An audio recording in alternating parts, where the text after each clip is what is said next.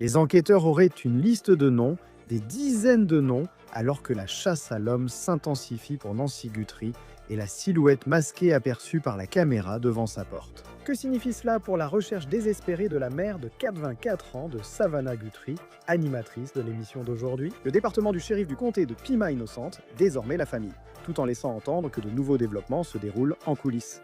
Nous suivons l'affaire présentée par Law and Crime. Je suis Chris Stewart.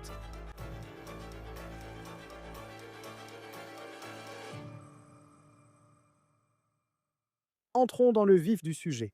De nouvelles informations émergent sur l'endroit et les personnes que les enquêteurs pourraient contacter en cherchant Nancy Guthrie. Alors plongeons dans ce nouveau reportage ainsi que dans la mise à jour que nous venons de recevoir des forces de l'ordre. Il semble que ce gang qui avait offert un lueur d'espoir en pouvant être lié à l'affaire de Nancy Guthrie. Il ne correspondait pas au profil ADN dans la base de données du FBI appelée Codis Now. Les gants ont été retrouvés au bord d'une route dans un champ à 3 km de la maison de Nancy Guthrie. Le FBI a précédemment déclaré dans un communiqué que les gants semblaient correspondre à ceux que l'on voit le suspect porter sur la vidéo de surveillance prise devant la porte de Nancy Guthrie. Dans le communiqué du shérif du comté de Pima reçu aujourd'hui, il est précisé: des preuves ADN supplémentaires ont été trouvées au domicile et sont en cours d'examen. On ne sait pas exactement de quelles preuves il s'agit, ni combien de temps il faudra pour les analyser. Il est également important de noter que CODIS, la base de données du FBI, contient des personnes qui ont été condamnées pour des crimes,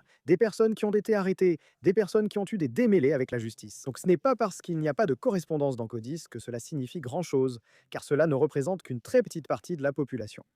Le FBI semble chercher des indices dans les armureries. Le journaliste Brian Anton de News Nation, il couvre cette affaire sur le terrain à Tucson depuis le tout début. Il rapporte que des agents se sont rendus dans plusieurs armureries de la région de Tucson, avec une liste de 40 personnes qui comprendraient apparemment des photos de ces individus. Les agents demandent si l'une des personnes figurant sur leur liste est entrée dans les magasins en question. Le shérif du comté de Pima indique qu'ils vont de commerce en commerce avec la vidéo de la sonnette pour savoir si quelqu'un reconnu a fréquenté ces magasins. La personne masquée aperçue sur le perron de Nancy Guthrie, dans la vidéo de la sonnette, semble être armée d'une arme à la taille. Maintenant, on nous a dit que le type d'arme ne correspond pas à l'étui lui-même. Cela semble être une option relativement bon marché si vous cherchez un étui, un modèle à 1 $ dans certains Walmart, et il a été rapporté que plusieurs Walmart dans la région de Tucson ont ces étuis particuliers en stock. Maintenant, en parlant de Walmart, ce magasin pourrait être très important dans cette enquête. Parce que les forces de l'ordre disent que les vêtements de l'homme pourraient être des articles de Walmart,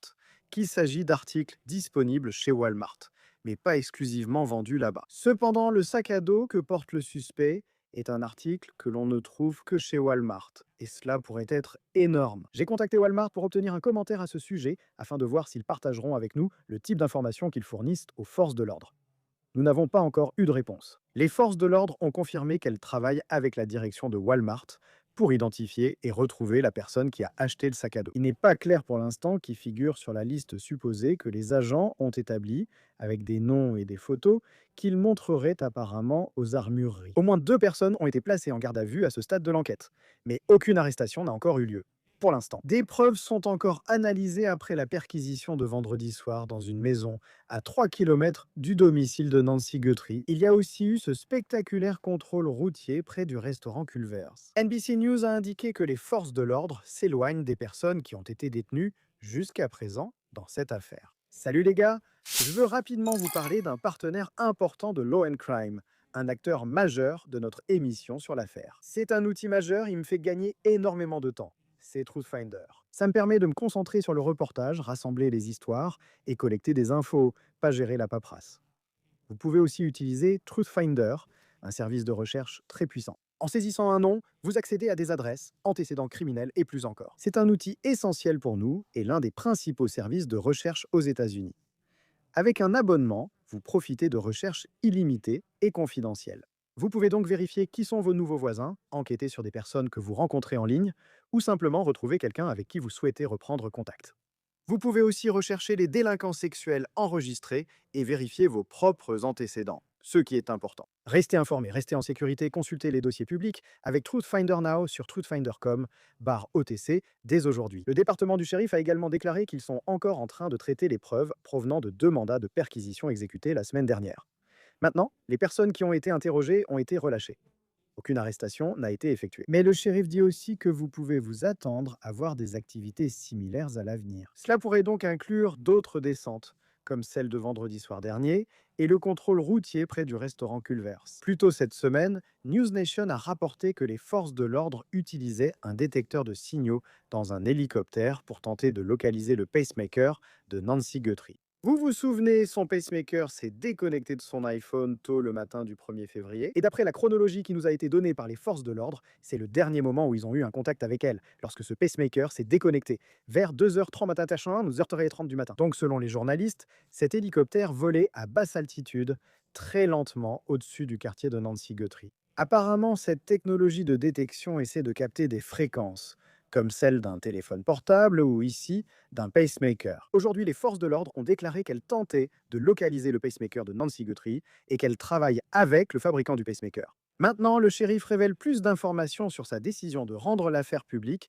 et de déclarer que la famille Guthrie et leurs conjoints ont été innocentés et ne sont pas suspects dans cette affaire. Il fait aussi une déclaration officielle, affirmant qu'ils doivent maintenant être considérés comme victimes de ce crime. Le shérif a publié cette déclaration lundi, où il a clairement indiqué que la famille Guthrie n'a rien à voir avec ce qui est arrivé à Nancy. Selon l'enquête, le shérif a affirmé clairement que la famille Guthrie, tous frères, sœurs et conjoints inclus, a été innocentée comme suspect potentiel. Dans cette affaire, la famille a seulement coopéré avec bienveillance et en est victime. Le shérif a également critiqué les personnes qui ont spéculé, ou, dans certains cas, les professionnels qui ont même rapporté que la famille Guthrie pourrait être impliquée dans cette affaire. Il a déclaré, je cite, « Suggérer le contraire n'est pas seulement faux, c'est cruel. La famille Guthrie est victime, tout simplement. Je vous en supplie, médias, honorez votre profession avec compassion et professionnalisme dans vos reportages. » Fin de citation. À présent, le shérif développe cette déclaration. Mardi, il a déclaré à la chaîne de télévision Cold à Tucson que la famille Guthrie avait en réalité été innocentée dans les tout premiers jours de cette enquête. Il a ajouté qu'ils avaient été très minutieux avec la famille Guthrie. Tout expert en application de la loi vous le confirmera si vous suivez les affaires criminelles. Vous voyez souvent des affaires où les enquêtes commencent par examiner les personnes les plus proches de la personne considérée comme une victime, ou dans ce cas, de la personne disparue. Et dans cette situation, comme nous en avons parlé à de nombreuses reprises, Nancy Guthrie, elle prend un Uber pour se rendre chez Annie Guthrie, sa fille aînée, la sœur aînée de Savannah. Elle dîne, elle joue à des jeux, puis un membre de la famille Guthrie a raccompagné Nancy chez elle. On estime que, selon la chronologie des forces de l'ordre, c'est quelques heures plus tard que quelqu'un est entré dans la maison et a enlevé Nancy Guthrie. Et l'enquête se poursuit depuis lors. Nous avons vu les forces de l'ordre se rendre de nombreuses fois chez Annie Guthrie et examiner la scène là-bas. L'un de ces véhicules a été saisi et examiné, ce que le shérif a qualifié de simple procédure standard de collecte de preuves. Les forces de l'ordre sont aussi retournées chez Nancy Guthrie à plusieurs reprises. Le shérif a précisé au sujet de l'enquête familiale qu'il ne cherche pas simplement à disculper les personnes concernées. Mais une enquête a été menée pour prouver qu'il n'avait rien à voir avec cela, a-t-il déclaré à Cold. Je cite. « Nous leur avons parlé, nous avons pris leur téléphone, nous avons pris leurs ordinateurs. Je veux dire, nous avons tout fait. Nous avons examiné leurs véhicules, nous avons examiné leur maison. Ils ont vraiment été... En fait, ce sont des victimes maintenant. Il n'est pas clair en profondeur si quelque chose a changé dans cette affaire, ce qui a poussé le shérif à officialiser l'innocence des Guthrie, ou si c'était simplement en réponse aux spéculations du public. Cela a vraiment été un nuage au-dessus de cette affaire depuis le tout début. Et je voulais dire à la personne qui l'a ou qui sait où elle se trouve, bah, il n'est jamais trop tard. Et tu n'es pas perdu ni seul. Et il n'est jamais trop tard pour faire ce qui est juste. Je veux parler du message que Savannah Guthrie a publié sur les réseaux sociaux dimanche soir. Et il semble que dans ce message, on peut vraiment voir à quel point Savannah est émue, à quel point elle fait preuve de force dans cette situation. Je veux dire, C'est un cauchemar que personne ne voudrait jamais vivre, et elle le vit depuis maintenant 16 jours. Dans cette vidéo, elle semble s'adresser directement à la personne ou au groupe ayant enlevé sa mère. Ce message semble brut et émotionnel, et il paraît improvisé. Certains se demandent si, dans les messages publiés par la famille Guthrie, Savannah, qui compte plus d'1 million d'abonnés, utilise des mots codés. Quel type de conseils reçoivent-ils, peut-être du FBI, avant de publier ces messages? Nous allons en parler avec Lisa Miller, qui est une détective à la retraite et qui va nous rejoindre dans un instant. Maintenant, non seulement les enquêteurs fouillent le terrain, mais ils fouillent aussi les maisons. Ils ont fouillé des véhicules, essayant de retrouver Nancy Guthrie. Ils examinent aussi des milliers de pistes signalées par le public. NBC News rapporte que les enquêteurs traitent maintenant entre 40 000 et 50 000 pistes, des informations qui ont été signalées. Dans cette affaire, c'est une augmentation majeure par rapport aux 18 000 qui avaient été reçus au moment où la vidéo de l'individu armé a été diffusée, publiée sur X par le directeur du FBI, Kash Patel. À présent, le FBI affirme qu'ils ont pu obtenir cette vidéo peu de temps avant sa diffusion. En utilisant des techniques pour retrouver des fichiers apparemment inexistants, ils l'ont trouvé sur les serveurs de la société de caméras de sonnette Nest. J'ai parlé avec Dan Brunner, un agent spécial du FBI à la retraite. Il a soulevé un point vraiment intéressant. Beaucoup d'entre nous, à l'extérieur, ont regardé et tenté d'analyser cette vidéo. Et souvent, Getsies, on voit les forces de l'ordre s'appuyer sur le public dans ce genre d'affaires, en diffusant ces images, exactement comme on le voit dans ce cas. Mais il me disait qu'il pense que c'était une erreur de rendre cette vidéo publique au moment où elle l'a été. Et c'est pourquoi cela a donné l'avantage en publiant cette vidéo. Kash Patel a décidé de publier cette vidéo pour une raison ou une autre. Pour des raisons de relations publiques, pour dire que le FBI fait du bon travail, nous n'avons pas besoin de ce genre de victoire médiatique. Mais Kash Patel a décidé de le faire. Il a ensuite redonné l'avantage au criminel. Pourquoi? Parce qu'une fois que ce criminel sait qu'est-ce que le criminel va faire, se débarrasser du sac à dos, se débarrasser du masque, se débarrasser de la veste, se débarrasser de l'arme, autant de preuves qu'un procureur américain ou d'État, un procureur général, voudrait présenter au tribunal pour prouver. Ceci a été retrouvé à son domicile. Voici la vidéo de lui, vous savez, en train de désactiver la caméra de la sonnette Ring. Cet individu peut maintenant aussi s'enfuir. Il pourrait être à l'autre bout de la planète en ce moment. Parce qu'il se dit « Oh non, ils m'ont sur vidéo, vous leur donnez l'avantage. » Cela a complètement été un énorme casse-tête pour les enquêteurs. Ça ne leur a pas donné l'opportunité. Ensuite, en plus de tout cela, avant, ils ont pu vraiment examiner le sac à dos, l'analyser et déterminer de quelle marque il s'agissait. Voici les magasins. Cela aurait pris du temps. Cela aurait pris au moins 4, 5, 6 jours à cette époque. Au cours de ces 3 premiers jours, 14 000 informations ont été données, 14 000 indices ont été fournis, inondant le FBI de pistes. Et cela exigeait que chacune de ces informations soit vérifiée, qu'elles soient toutes examinées, si les enquêteurs avaient le temps de les vérifier. D'accord, nous recherchons un individu qui mesure 1,78 mètres, qui porte ce type de sac à dos. Nous savons que ce sac à dos est vendu dans ce magasin. Cela aurait été 14 000, il y aurait eu beaucoup moins de signalements et cela n'aurait pas submergé le système. Ces agents du FBI en Arizona, ces analystes, ces employés de soutien, ils travaillent d'arrache-pied.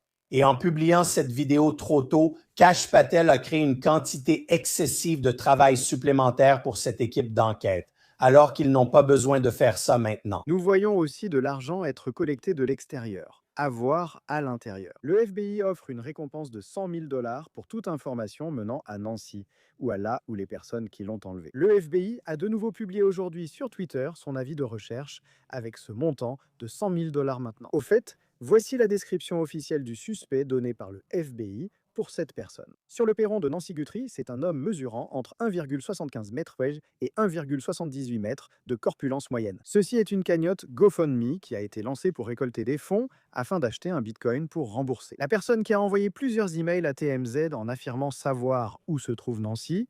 Le plus récent email, TMZ dit que son 4e email est arrivé hier, lundi. Pour l'instant, le FBI n'a pas commenté la crédibilité de ces informations, ni si les emails reçus par TMZ sont crédibles. Ceci est différent des prétendues lettres de rançon que TMZ et d'autres médias ont reçues au début. Cela vient de quelqu'un qui prétend savoir où se trouve Nancy Guthrie, affirmant que Nancy Guthrie est au Mexique. Et ils veulent un bitcoin, enfin, en fait, ils veulent maintenant plus d'un bitcoin pour remettre cette information.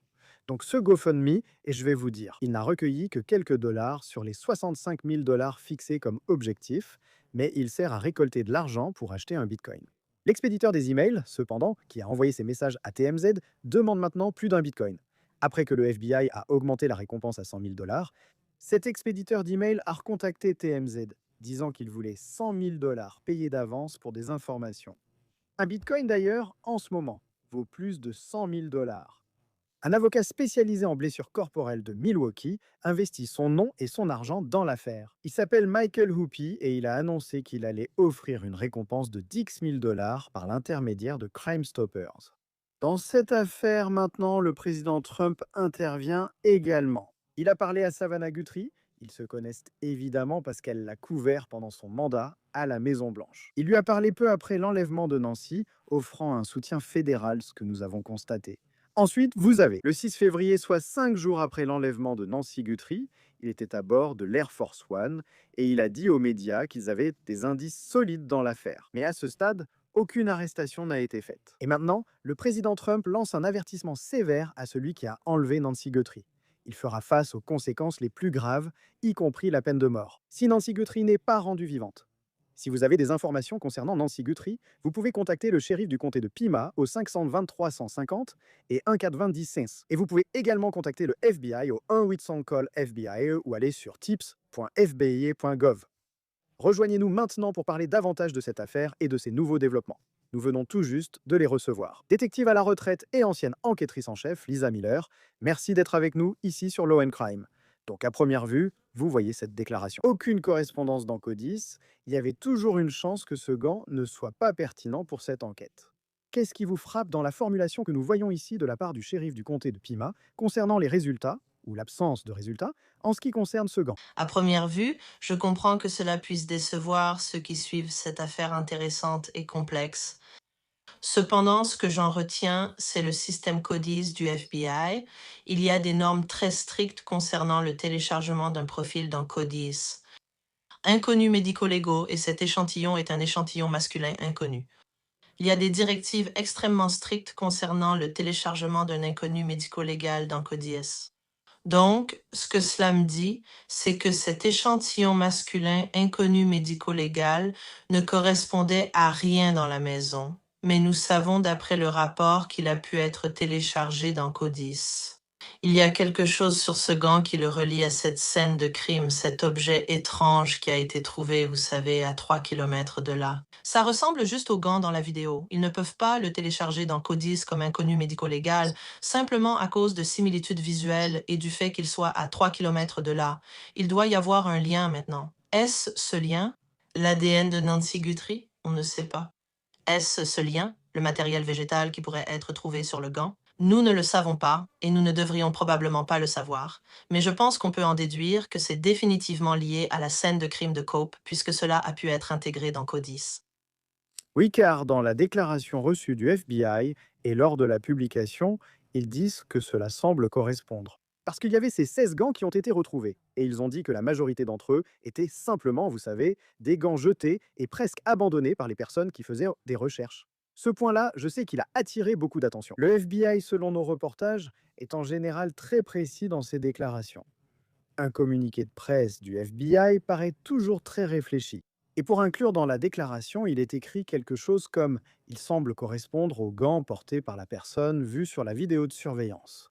Ça m'a marqué parce que je me suis demandé, est-ce parce que c'est ce genre de gants en latex que beaucoup de gens possèdent? Il semble correspondre, ou est-ce vraiment le cas? Est-ce qu'il est différent des 15 autres que vous avez trouvés et pour lesquels vous avez pu dire « Eh bien, celui-ci est associé, vous savez, aux personnes qui recherchaient Nancy Guthrie » N'est-ce pas? Les mots comptent pour le FBI quand ils publient une déclaration publique. Je veux dire, c'est notable qu'ils aient publié une déclaration disant qu'ils avaient trouvé de l'ADN sur un gant et qu'ils avaient trouvé un gant qu'ils pensaient être lié à cette affaire. Rien que cela est notable, mais la formulation montre clairement qu'ils n'ont pas un simple stagiaire qui gère leur compte. Ceux qui publient ces informations font attention à ce qu'ils disent. Mais cette correspondance visuelle à elle seule n'a certainement pas permis que ce gant, cet ADN sur ce gant, soit intégré dans le système CODIS. Et vous savez, nous l'avons également noté, je sais que les gens ont parlé du fait que Codis, vous savez, ne contient en réalité qu'une petite partie de la population. Ce sont des personnes condamnées ou arrêtées ayant eu des problèmes avec la justice.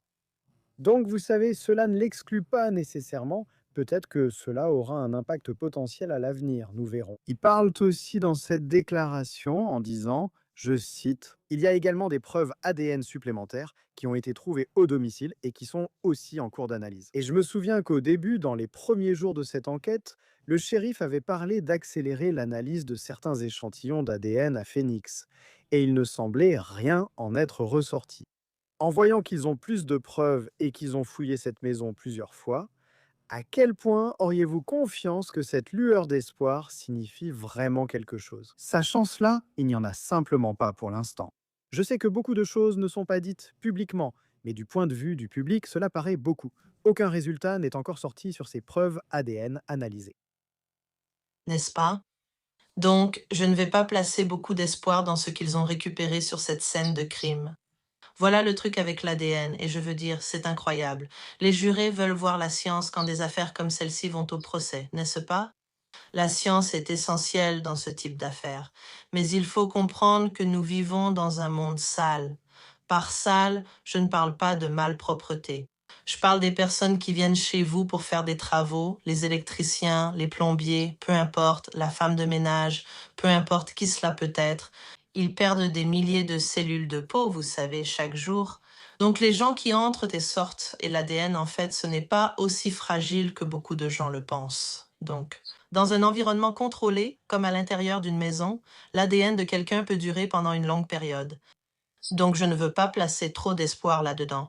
Oui, cela doit être testé. Oui, vous savez, c'est une affaire où il faut retourner chaque pierre. Les travailleurs font cela. Je pense, comme nous le disons, qu'ils commencent à explorer différentes pistes à ce sujet. Mais je n'y mets pas beaucoup d'espoir. Mais nous pouvons nous y accrocher. Parfois, mieux vaut avoir de la chance que d'être compétent. À propos des vidéos publiées par Savannah Guthrie sur Instagram que nous avons tous vues, y compris la dernière. Elle est vraiment très émotive et cela se voit, c'est authentique. Ce n'est pas de la fatigue simulée sur son visage. Des questions ont été soulevées, le FBI affirmant qu'il conseillerait les personnes concernées, mais des interrogations subsistent, notamment sur les mots de code. Tu sais, il y en a une où tu sais une référence au silence des agneaux. Des gens ont dit qu'ils pouvaient entendre dans l'une des premières des vidéos, avec la phrase qu'elle a dite. Ici, les gens tentent de recoller les morceaux. Habituellement, dans ces situations, c'est l'un des cas les plus rares, comme nous l'avons vu. Mais est-il probable que ce ne soit pas aussi authentique que l'émotion, le choix des mots ou la formulation, et que certains mots servent de code pour transmettre un message? Je pense que ce que nous voyons dans ces deux derniers messages de Savannah Guthrie, c'est apparemment la Savannah Guthrie que nous connaissons tous en la voyant à la télévision, n'est-ce pas? Ce n'est pas comme ces messages très scénarisés qu'elle et sa famille ont diffusés au début. Ce dont nous pouvons parler dans ces derniers deux messages, et surtout dans le dernier, c'est que je ne dirais pas forcément qu'il y a des mots codés, mais je ne doute pas une seconde, d'après ce que j'ai entendu, que le profiler du BAU lui fait savoir.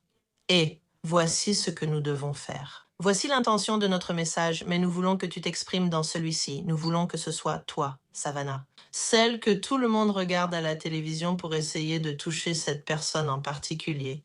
Et c'est le message que nous voulons faire passer. Donc peut-être pas un mot de code, mais un message très scénarisé. En l'écoutant, c'est comme si elle s'adressait à quelqu'un, alors lui ont-ils donné des informations en coulisses auxquelles nous n'avons pas accès et auxquelles nous ne devrions pas avoir accès sur ce que pensent les profileurs. Peut-être sur la personnalité ou le type de la personne derrière son enlèvement. Essaye-t-il de faire craquer peut-être quelqu'un s'il pense qu'il s'agit d'un groupe de personnes, de plus d'une personne? Et nous savons qu'il y a eu une déclaration du directeur du FBI où il énumère. Il a mentionné des personnes dans son message, il n'a pas parlé d'une seule personne. Donc il est possible que ce message s'adresse peut-être au maillon faible. La personne qui a sorti Nancy Guthrie de cette maison, je veux dire, c'est une chose monstrueuse. Je pense que nous pouvons tous être d'accord là-dessus.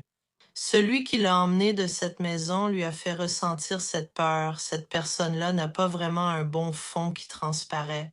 Mais peut-être que le FBI a une raison de croire que quelqu'un est impliqué. Qu'il y a peut-être un peu d'humanité qu'une personne et un message comme celui que Savannah a transmis dans le dernier peuvent atteindre et toucher. Je pense aussi, même pour le pire des mois, certains monstres n'auront jamais la moindre once d'humanité, c'est certain. Je suis sûr que tu as déjà vu ça dans ta carrière. Mais tu te dis aussi que si cette personne craint d'être attrapée, je veux dire, ça continue d'être le sujet principal dans tout le pays, je veux dire, et c'est le cas chaque jour. Les gens veulent savoir, et il y a beaucoup de témoignages qui arrivent, et beaucoup de témoignages qui ne mèneront peut-être nulle part. Mais il faut penser à la pression que cette personne, où qu'elle soit, peu importe ce qu'elle regarde, doit forcément ressentir un peu. Je veux dire, même le président des États-Unis en parle, tu sais, à plusieurs reprises. Donc tu vois, à ce niveau-là, la partie Walmart de cette histoire, je pense que je veux t'en parler. Parce que je trouve ça vraiment intéressant. Parce que le sac à dos, c'est un sac à dos Walmart. Et puis il y a un rapport qui dit que l'étui, qui ne va même pas vraiment avec l'arme, c'est un étui à 10 $ que tu peux acheter chez Walmart. Et puis tu as des vêtements qui semblent aussi être des produits potentiels de Walmart, comme si quelqu'un les avait achetés chez Walmart. Mais ces vêtements ne sont pas exclusifs à Walmart, contrairement au sac à dos. Mais je veux dire, tu penses à quelqu'un si tu vois que cette personne a acheté ceci et cela sur une certaine période, ça te mènerait à cet individu. En fait, quel est le processus pour travailler avec quelqu'un comme Walmart et rassembler toutes ces informations pour ensuite essayer d'identifier qui aurait pu acheter ces articles dans un certain laps de temps? N'est-ce pas? Eh bien, malheureusement, c'est encore un de ces processus qui prennent beaucoup de temps, corvée imposée aux forces de l'ordre. Mais ils vont au siège, ils y vont. Ou ils peuvent commencer par les magasins de la région et aller voir leur direction locale pour leur demander de commencer à utiliser ces codes et voir quels sont leurs chiffres de vente, vous savez, leurs points de vente. Ils vont vérifier si quelqu'un est venu, si les achats ont été faits ensemble ou séparément, s'il y a eu des achats répétés et le mode de paiement, carte ou espèce, et ils vont commencer à récupérer les vidéos et à les comparer à ces éléments. S'ils ne trouvent rien dans cette zone immédiate, alors ils iront certainement voir le siège et diront: «Eh, pouvez-vous commencer à vérifier cela dans cette région pour nous?» Et puis cela devient encore plus chronophage. Mais c'est pour ça que tu sais, les bons dirigeants collaborent, les bons dirigeants travaillent ensemble. La plupart des agences, comme l'agence d'État où je travaillais avant, au bureau du procureur général, nous n'avions pas les ressources et nous n'avions certainement pas le budget pour sortir avec les outils et la main-d'œuvre que le FBI peut consacrer. Tu sais, il y a des analystes qui passent en revue toutes ces ventes des objets dont nous avons parlé. Donc, tu sais, j'aime cette collaboration. Je pense que les forces de l'ordre et les dirigeants doivent continuer à collaborer pour ce genre de choses. Oui, c'est facile pour moi aussi, vu de l'extérieur. Je n'ai jamais fait partie des forces de l'ordre, ni essayé d'être critique envers quoi que ce soit. Je ne sais pas ce que c'est de participer à cette enquête, encore moins de la diriger. Des experts sont venus et ont dit avoir vu cette personne sur la vidéo de surveillance. Et ça ne ressemble pas, tu sais, aux criminels sophistiqués que nous aurions tous pu imaginer. Pourtant, après 16 jours et 400 agents du FBI mobilisés, cette personne reste introuvable malgré la volonté du président de faire avancer l'affaire. Êtes-vous surpris, je suppose, à ce stade, alors que nous entamons la 3e semaine, qu'il n'y ait toujours pas de réponse à cette affaire? J'ai envie de dire oui. Euh, je le suis parce qu'il y a eu tellement d'attention portée à cette affaire, vous savez, l'attention de tout le pays et même du monde entier est braquée dessus. Et nous pouvons tous observer cela. Ce qui semble être un idiot criminel à cette porte d'entrée. Mais je veux dire, le fait est qu'il a fait un certain travail de préparation. Je soupçonne que lui, et s'il était impliqué avec quelqu'un d'autre, ils ont aussi fait une planification avant l'attaque. Ils montrent une certaine organisation. Mais nous devons aussi jeter un œil. Voilà les demandes de rançon. Vous savez, elles arrivent juste après ces lettres de rançon qui ont été envoyées à certains médias locaux et, bien sûr, à TMZ. Cela indique, vous savez, quelqu'un avec un peu plus de sophistication, un comportement organisé.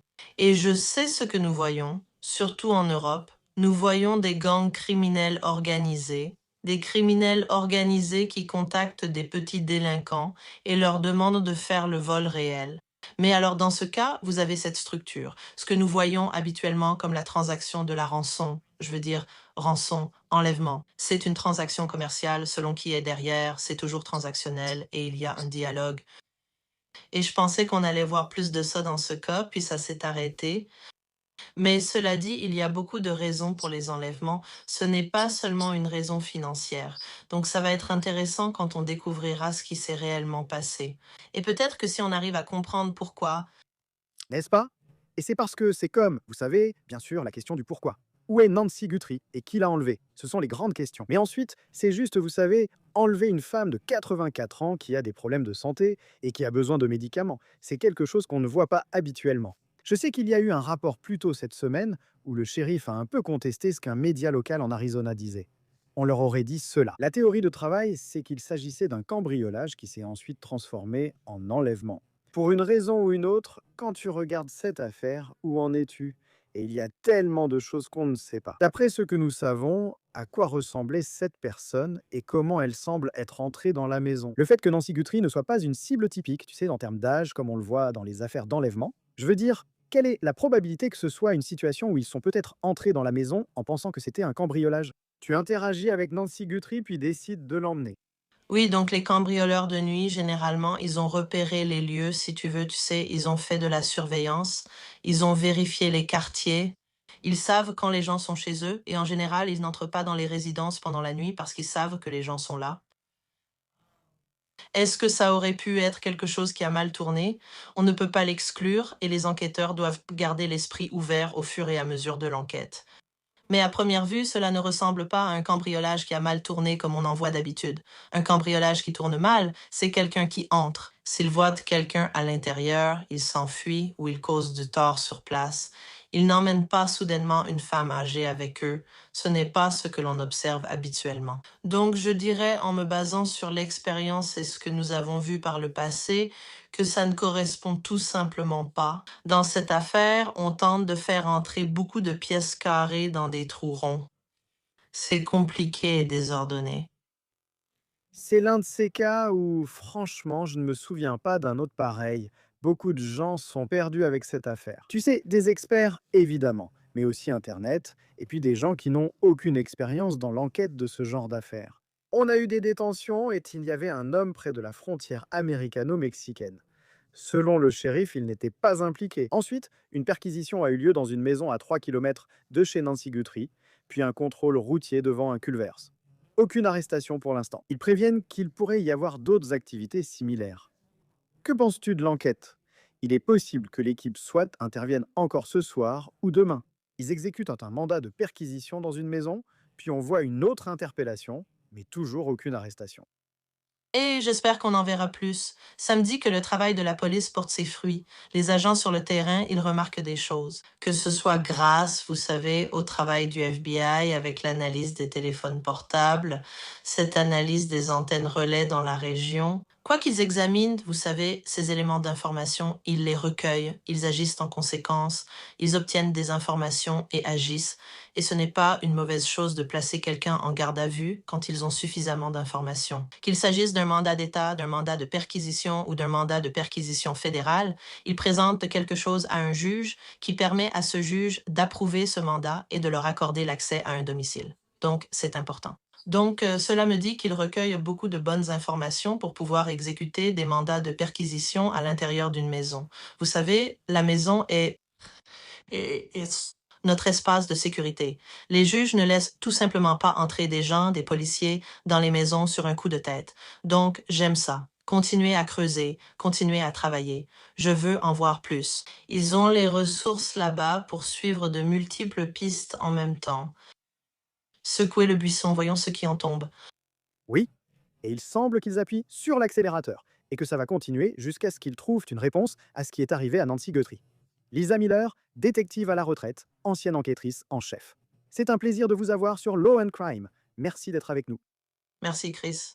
Si vous avez des infos sur Nancy Guthrie, contactez le shérif du comté de Pima. 2035149. 500 23 150 et 1 90 100 est le numéro local. Et vous pouvez également contacter le FBI et rester anonyme. 1-800 call FBI est le numéro de téléphone. Ou vous pouvez vous rendre sur le site web et soumettre un témoignage anonyme à tipsfbi.gov. Ce sera tout pour l'affaire présentée par Law and Crime. Abonnez-vous sur YouTube, Spotify et désormais sur Peacock.